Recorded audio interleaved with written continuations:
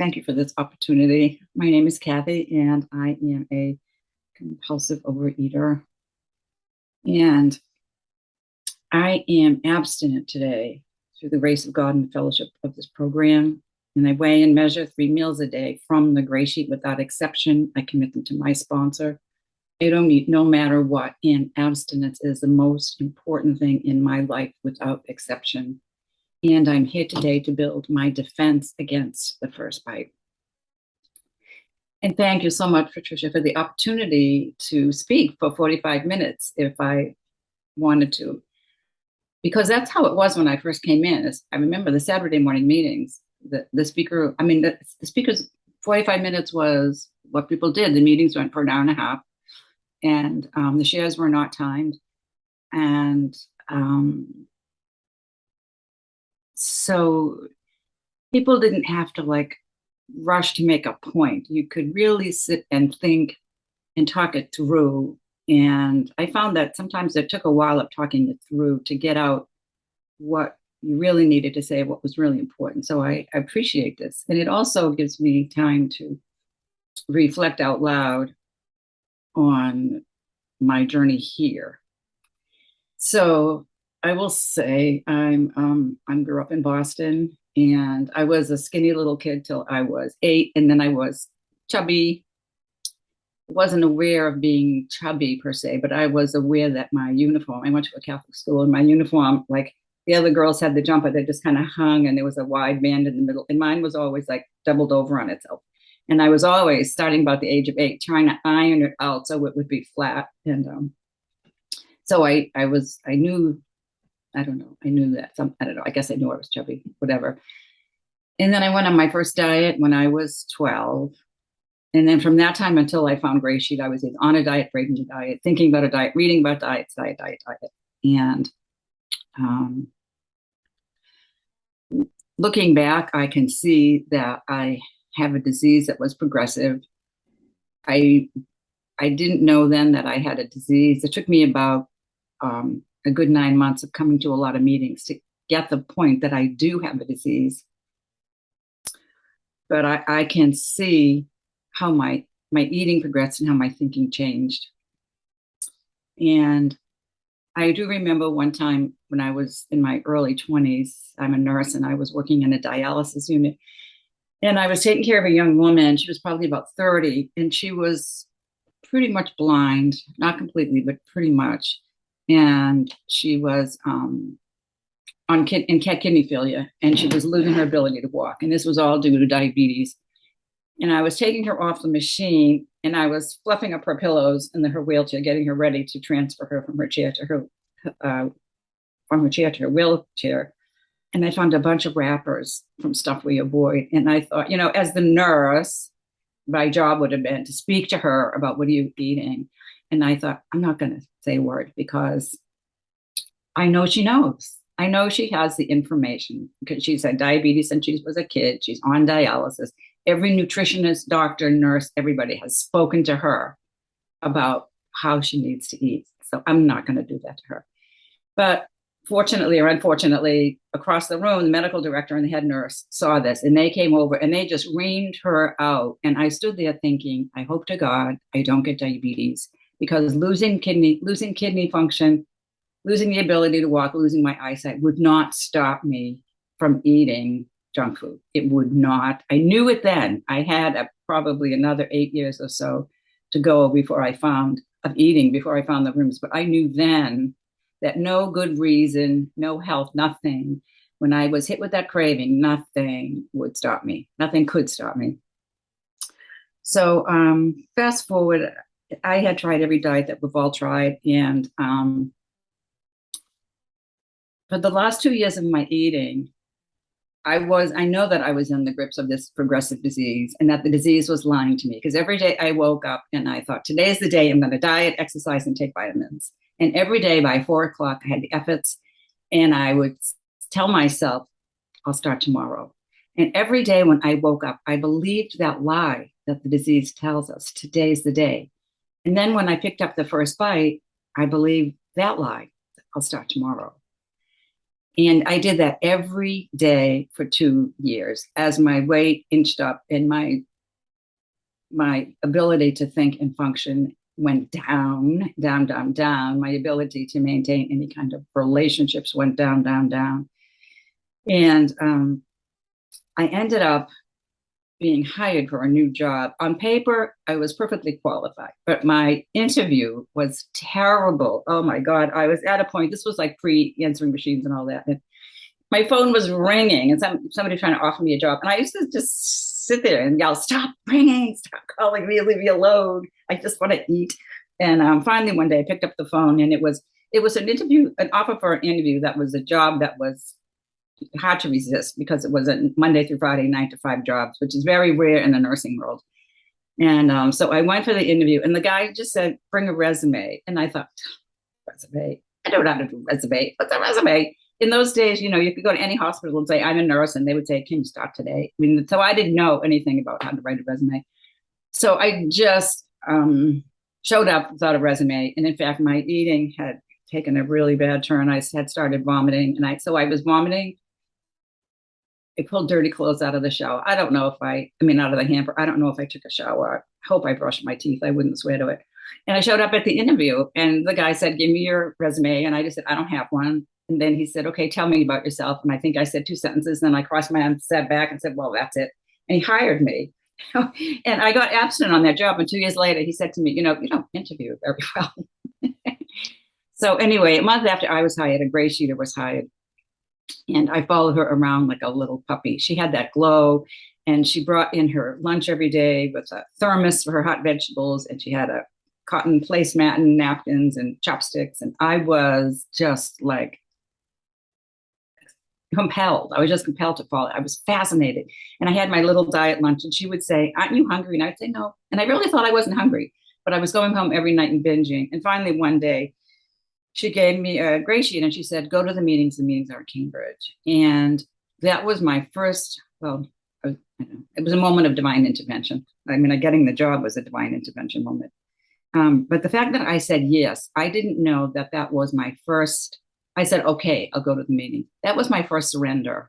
And that was like a little step, a little step, a little step. It was chipping away at the willingness to surrender, even though I didn't know it then.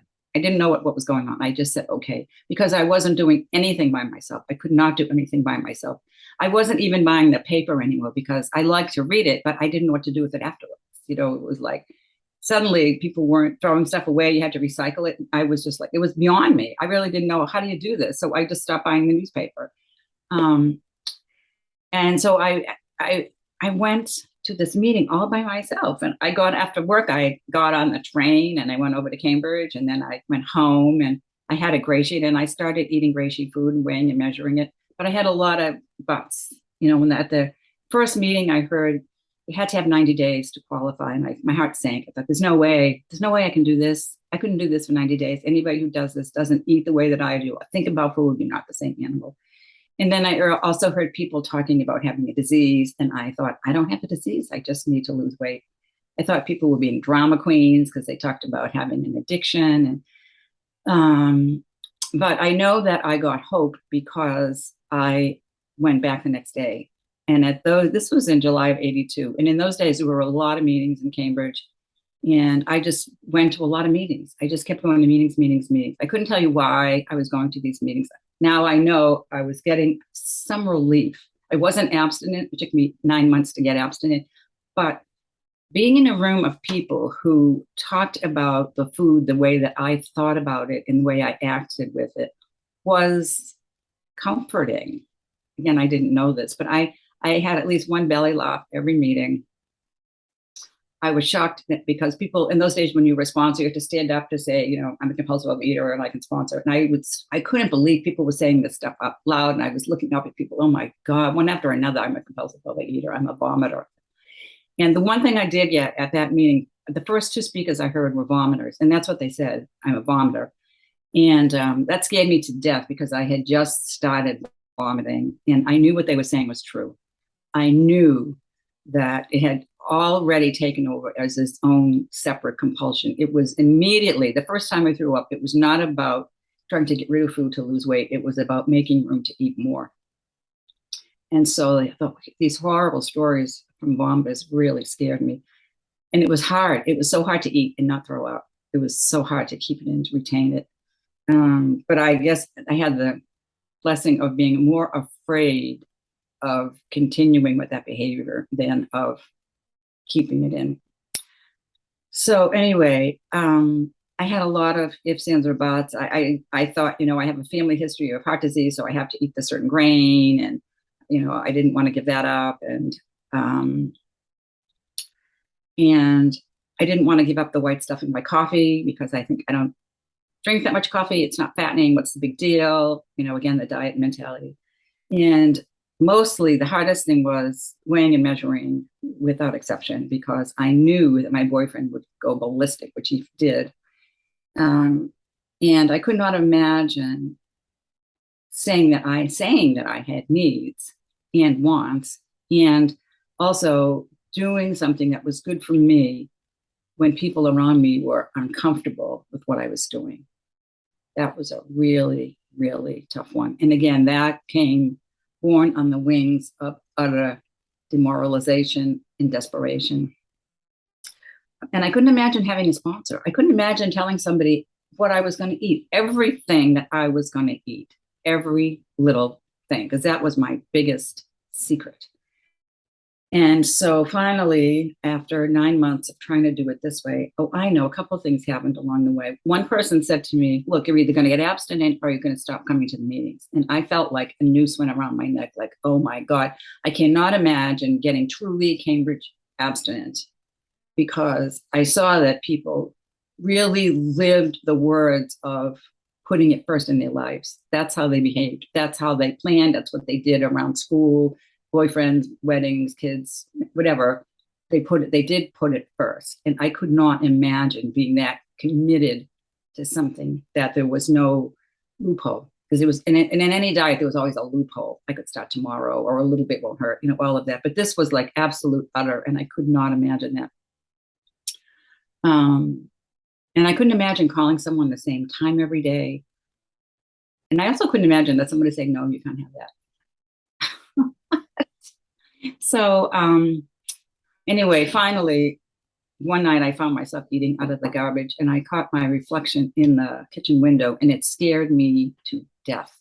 To death. I was horrified. And I don't even know then if I had heard about people eating out of the garbage at that point. Maybe I had. I don't remember it. I just remember being horrified. I was really scared, and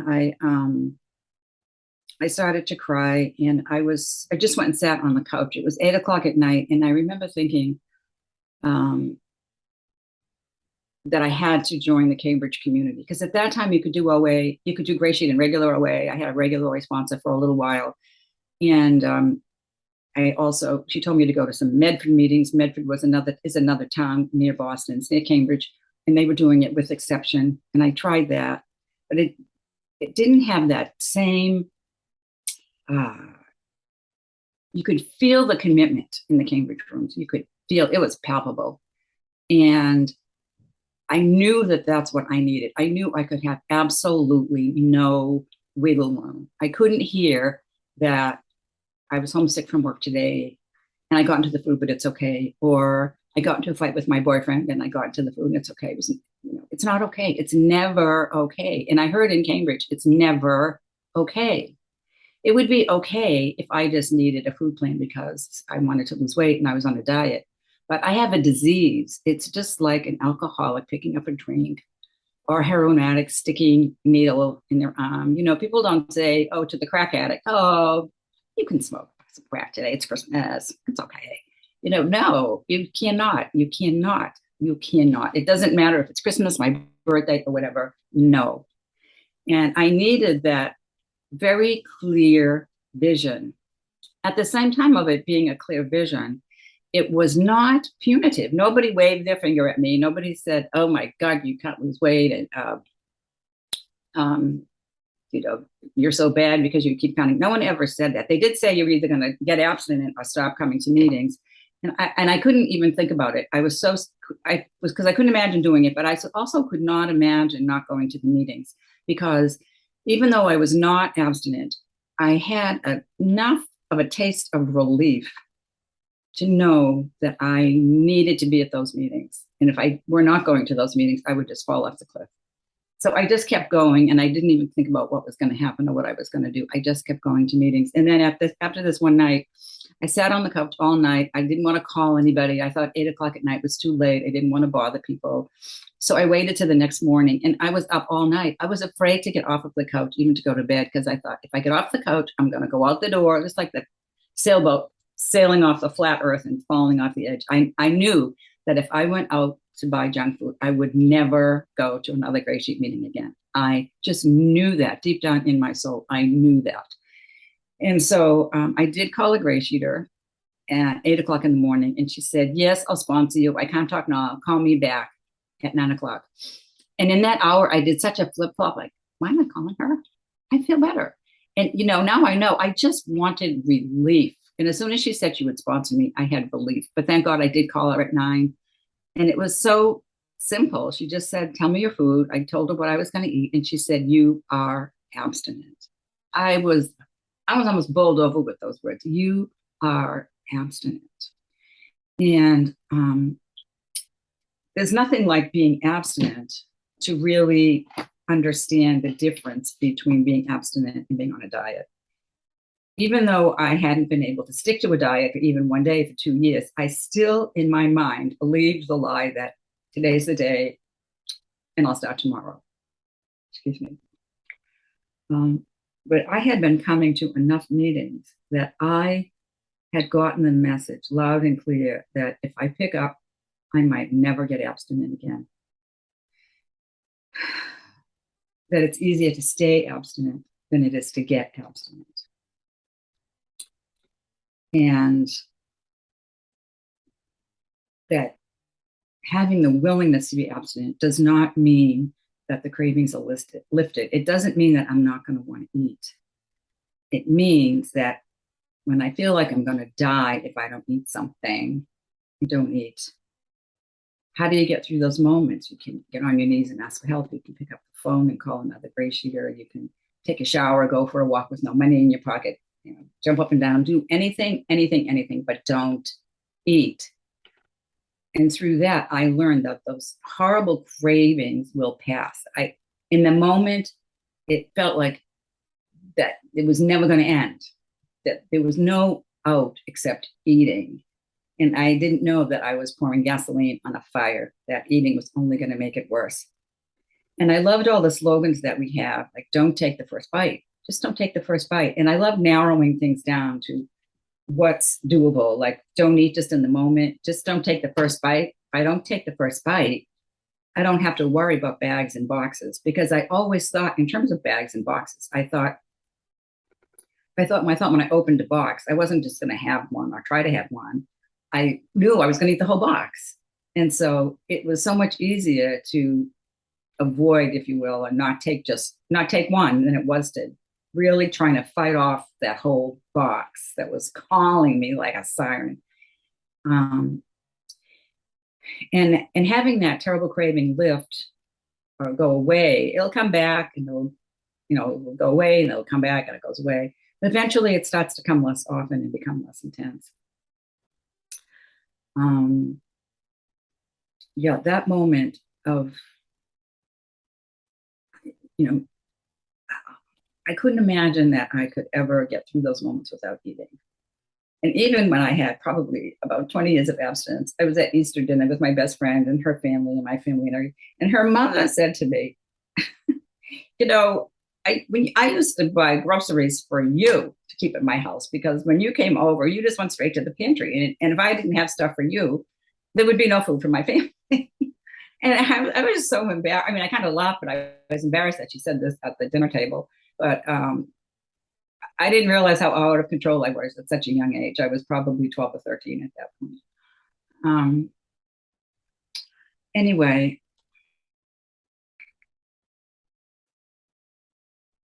I know that I am doing this through the grace of a higher power. I know that. And I also know that I could not do it by myself. I need the community, because I had a Grey Sheet. That person from work had given me a Grey Sheet. I was going to meetings. I had a regular sponsor for a little while. I think I had a couple of them for a little while here and there. And I could not get abstinent. So I know that I need this Cambridge community. And that's what I made a decision, a very clear, active decision to join the Cambridge community, because other ways of trying to do OA with the gray sheet didn't work for me. I needed the clarity. I needed the commitment. I needed the no matter what, without exception, that breaks the back of addiction. That's what I needed. And I still need it today. And I work my program the same, actually more now in terms of, step work and whatever, than when I first came in, because I have the same disease as when I first came in. I cannot let up on meetings or calling a sponsor, or I cannot let up on that stuff. I so cannot let up on that stuff. And I remember a few years ago, I ran into somebody who had a couple of years abstinence when I first came in, and then she left, she moved away. And then she was out eating for about 25 years or so. And then I ran into her at a meeting. It was a small meeting, in Connecticut. And she looked at me and she was so excited to meet someone. And she said to me, "How are you doing your food?" And I said, "Remember how you did your food in Cambridge 30 years ago?" And she said, "Yeah." And I said, "Well, that's what I'm doing." And she just smiled and she said, "I thought so." Because that's what works. That's what works. We may not have all the updated healthy foods or whatever that have come out since the 1970s. That's when the Cambridge meeting started. But it works.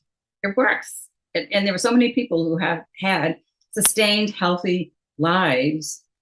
Doesn't mean we don't get sick. It just means if I get sick, it's not because of my food. That's always an easy target, but it's not because of my food.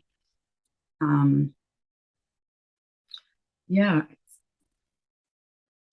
I'm trying to think of what I know that there's not one thing that I can say that will hit another person who's suffering in a way that is the aha.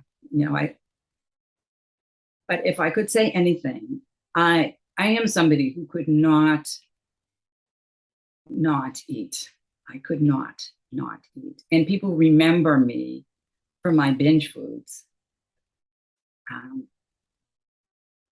And as much as I wanted to not eat, and as much as I was outgrowing my clothes, and as miserable as I felt being fat, and as terrible things my boyfriend would say to me or whatever, I couldn't stop.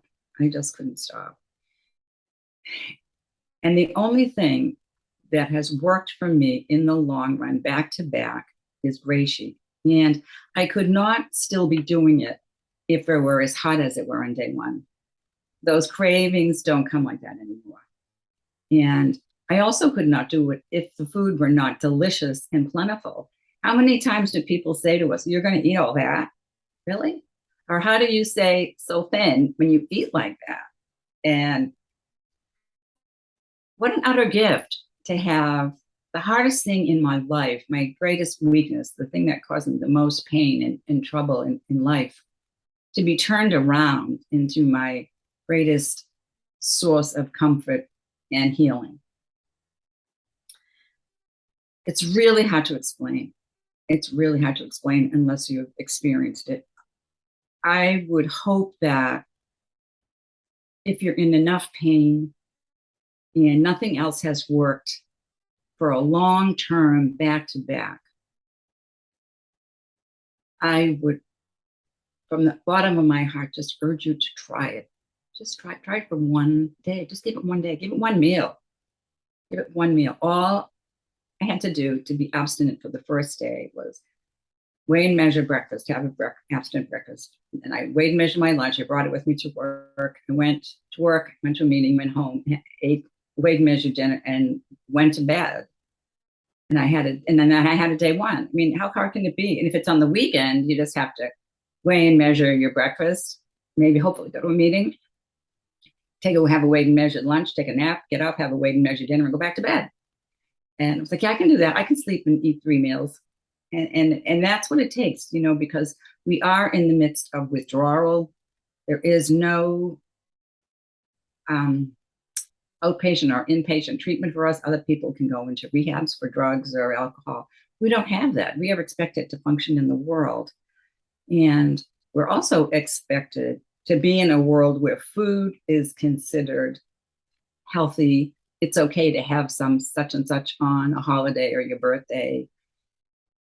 The idea of being addicted to food is not taken near as seriously as alcohol or drugs, except to people who have been addicted and have finally gotten abstinent and really begun to appreciate the devastation it took on my life.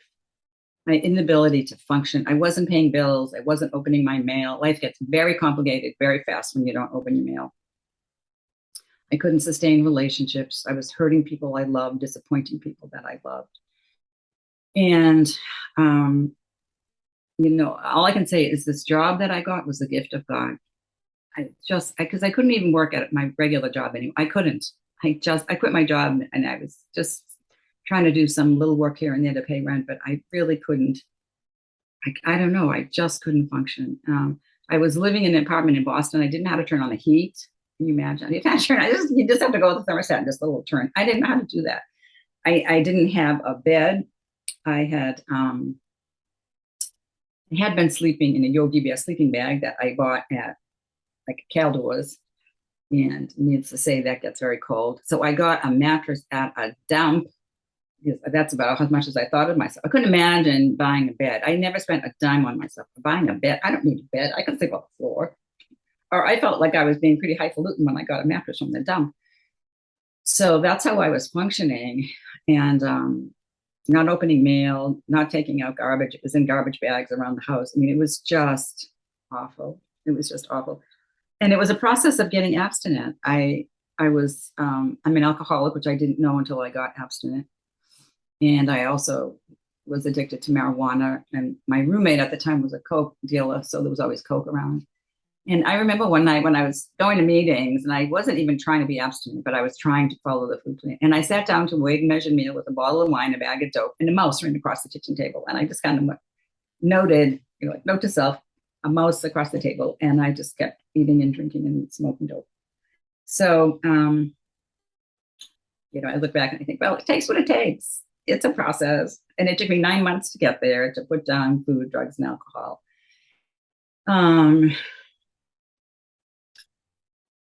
It's hard to imagine a life like that. I couldn't imagine doing it forever. I really, really encourage people to do it one day at a time. Just do it for one day. I took that very literally, one day. At midnight, I'm going out. I know where I'm going. I know what I'm going to get.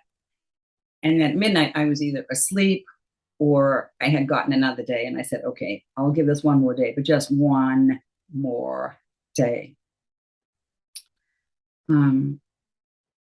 The whole 24-hour idea was drummed into me. I used to feel like the meeting started at 5:30, and I would feel like I was on fumes by the time I got into the building where the meeting was, and the meeting started at 5:30. I would sit down and be like, exhale, like, oh God, I made it. And then the meeting would start, and I felt relief right away. As soon as I heard the preamble, I started to feel better. And I felt like I was filling up my gas tank. And the other visual that I had was like I was like a trapeze artist in a circus, and the safety net would disappear after 24 hours, just gone. You're on your own, kiddo. So you better get to that meeting so the safety net can go up again. And it is true that we only get relief for one day. And when I think about so many people come and don't stick around. So many people come and pick up, and some people come back, some people don't, most don't, some people do, God bless them. Some people come back after struggling for years, some people are able to come back quicker. But I really didn't think I don't think to this day, I don't have it in me to go through withdrawal again. I don't. Because I know that it is a threefold illness, and the last thing to go is the food. My whole mindset, my whole attitude, my whole way of thinking, everything is chipped away until I reach the point where I reach for the food and I don't even realize what I'm doing. So many times I hear people talk about, they didn't even think that, they didn't realize they were taking the first bite, or they didn't realize, they just took a bite and it was like, oh, how did that happen? when I listen to people's stories, it seems invariable that first, the beginning of a slip is cutting back on meetings, cutting back on meetings. And that's so easy to do because we get so comfortable. It's so easy to say, oh, I know I'm not going to eat tonight if I don't go to tonight's meeting. It's okay. And then it's like, it's like the physics, law of physics, an object in motion is always in motion. So I'm either going toward a bite or away from a bite, toward a bite or away from a bite. And I was always told, what am I doing today for today's abstinence? Well, I'm going to a meeting tomorrow. That's tomorrow. What about today? Well, I called my sponsor last night. That was yesterday. What am I doing today? Did I get on my knees to ask for help? Did I write down my food? Did I commit my food? Did I go to a meeting? Do I have everything in the house I need? Did I pack my lunch to take to work? Do I have backup in my car? Everything. And I love the very simple things that I learned here, that it's not a moral issue. It's not a moral issue. It's a simple, it can be boiled down to the simple thing of an allergy. It's an allergy, carbohydrate sensitivity. I'm allergic to food that make up alcohol. And when I ingest those foods, it sets up a craving for more than the same.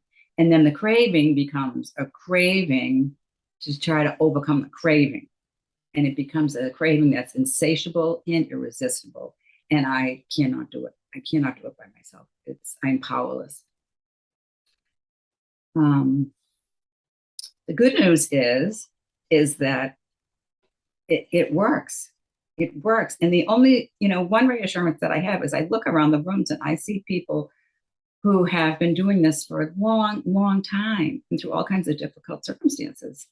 And myself too. I've had funny things happen. I've had very sad things happen. I've had joyful things happen. And the no matter what, without exception, is a lifeline for sanity. And the way that lifeline, I believe, is built on gratitude and surrender. If I ever think I'm doing this, I'm not being grateful and I'm not remembering that I can't do it. So, and, sometimes people will urge people to, you got to work the steps, you got to work the steps. Well, when I got abstinent in Cambridge, the message was focus on the food, focus on the food, focus on the food. It's the food. And I need a good, strong foundation, get through at least a year of abstinence before I start even thinking about the other stuff, because we have to learn how to not eat through holidays and vacations, how to get through birthdays, how to get through people saying, oh, please, I made this just for you. We have to get through a lot of stuff that no other addiction has to go through. The plug is in the jug for other addictions. For us, we still have to eat. And there are people put pressure on us, but even with the best of intentions, nobody says, "Oh, come on, have a drink. You're an alcoholic. You can drink today." Nobody says that. But to compulsive overeaters, people say, "It's only salad. Why do you have to weigh and measure salad?" Well, because it's about the surrender. That's why it's about the surrender. And every time I weigh and measure my food, I'm saying, "I cannot do this. You can." To my higher power, I'm going to let you do it. The first 3 steps, 3 times a day. I'm just thinking of other little things. I was told to weigh and measure my food as if my sponsor was standing next to me, peeking over my shoulder. And that thought still comes to me. At least I would say almost once a day. I have that thought that my sponsor is right there, kind of peeking. 4.9, 4.1, nah. 3.9, is it level? When you take a knife and level it off. So those surrenders, and not making any independent food decisions. Don't make any decisions on my own. It doesn't matter how trivial it might seem, like, oh, I'm a smart girl. I know that I have 3.6 and I need to add something to make it 4.0. So I have other stuff that's abstinent protein that I could just put on a scale and get to 4.0. But no, I make no independent food decisions. I call someone and I say, "Can I do this?" And I wait for them to say yes. I remember one time my sponsor said, "Oh, you have to go out to the store and get that." And I thought, "Are you crazy?" But that was the old days in Cambridge, and we didn't make any changes no matter what. And but I'm grateful for that firm foundation. I'm so grateful for it. I understand the wisdom of it, and I also understand that if somebody tells me it's okay to add a different protein to make a total of 4 ounces, I'm not going to lose my abstinence. The important thing is I don't make the decision for myself. And I remember being so like joyfully astounded when somebody called me one time and they had a food question. I think I was maybe 2 years abstinent. And I was just blown away. I sat there after I hung up and I thinking, I knew exactly what to tell her to do. But if that were me, I wouldn't know what to do. I would have to pick up the phone. And I was very happy about that. And I still continue to be happy about that. I don't know what to do myself. I cannot get smart around the food. A friend of mine always says, stay dumb around the food. I can be smart in other areas. I can help other people. But for myself, no independent food decisions, even something that would seem obvious. No independent food decisions because I'm an addict. It's not just about the 4 ounces, 1 cup, or whatever I still cup. It's not, it's that and it's more. It's much bigger and deeper. So I have to keep reminding myself that I am an addict. I have this disease. It doesn't sound pretty, but I have this disease. And I do think of my brain as being like covered with barbed wire mesh and like little thoughts or ideas kind of float through and get stuck. They'll sit right there and they'll wait for a vulnerable moment to kind of bore down and bore in and talk to me in a way that it thinks or it knows that I will listen and go in that direction. And I know I've shared this example before, but a few years ago, I was up in the middle of the night. I had a cold and I was coughing. So I got up to make some hot tea because that something very hot drink, as hot as I can tolerate. It helps my cough because we don't do cough drops and we don't do, this and that. So, but I do find that a very hot drink helps. And so I was sitting there in the middle of the night drinking some hot tea, and the thought just kind of floated through my mind, just like a little feather. It would be nice to have a little something. And then I went, oh my God, where did that thought come from? A little something? Like, when was the last time I had a little something, first of all? But you don't eat in between meals and you don't eat no matter what. And I thought that thought came from me because that's who I am. I am a compulsive overeater. And I can say thank you. Thank you for the reminder that I'm still a compulsive overeater. I still have the disease. The disease is still waiting for me. It thinks I'm vulnerable. It's the middle of the night. I'm tired. I don't feel great. And just a little something. No. And I need to recognize that thinking as a food thought. Because at first, food thoughts come like a machine gun, like eat. After a while, they just kind of float in. It's okay to have a little something. It's okay to skip the meeting. Those are food thoughts because those are the thoughts that will take me out. So I have to be aware of them. And I won't be aware of them unless I'm going to meetings to constantly hear it. Sally, who's the person who started our program, the Cambridge program, she used to say the mental illness of this disease is the built-in forgetter. So go to meeting makers make it. And they took it all very seriously, and they didn't try to make it nice for people or easy for people. They really understood the nature of addiction, and making any exceptions to make it nicer or easier for people would only water down the program and not help the person. I'm so grateful that nobody tried to water it down or make it nice or easy for me, because I wouldn't be here if they did. I wouldn't be here because I do have a disease and I needed that message. And I often think about it like, I just love the color purple. But if I take the color red and I want to get purple, I have to put blue.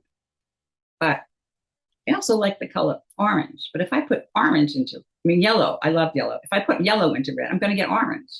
No matter how nice I am, how hard I try, how much I want to help you, no matter what. I have to follow the directions. If you want what we have, do what we do. I used to hate that. I thought people would, but now I know it's just the truth. What addict wants to hear the truth? I would think, I think I know. When I hear those words in my mind, I think, or I know, or I want. I know I'm in trouble, that I'm not surrendered, and it's not following directions. And the way to follow directions is just to sit down, put down my weapons, close my mouth, open my ears, and follow the directions. Just follow the directions. It's really very simple. It's not easy, but it's very, very simple. And I've had a lot of funny things happen, and I've learned wearing the world like a loose garment. I can wear my abstinence, buttoned up type. And with that gives me the freedom to be in the world and to wear the world like a loose garment, because fundamentally all is well. I know that no matter what happens, I'll end up with this example of sort of like growth and showing like insanity, and how if we work the program and we keep trusting that, faith and trust grows. But when I was first abstinent, it was probably a few years after the hostage situation in Iran, and I somehow got obsessed with, what if I'm taking hostage? What if somebody puts a gun to my head and tells me to eat this or that? What am I going to do? And I had this whole scenario in my head. What am I going to do? If I say I have to weigh and measure, they'll probably go let me. Or where am I going to find a scale or a cup if I'm, in a prison? Or they certainly won't let me call my sponsor. What am I going to do? What am I going to do? What am I going to do? So then I thought, okay, well, I'll just have to live through it. And as soon as I get out, I'll call my sponsor. No, I should call my parents. No, I better call my sponsor first. And I was like back and forth. And finally, I thought I should tell my sponsor what I'm thinking about. And she said, Kathy, do you have any plans to get to go to Iran today? And I said, no. She said, okay. Do you have any plans to get on a plane today? I said, no. Don't worry. And I was able to I could take her word as gospel. Well, okay, I don't have to worry about that. My sponsor said, don't worry. So I don't have to. I don't have to worry about it. Anyway, fast forward years later, we had 9/11, and I lived close to New York City, and I had worked there for years. And my husband was working there, and a lot of friends there, and everything.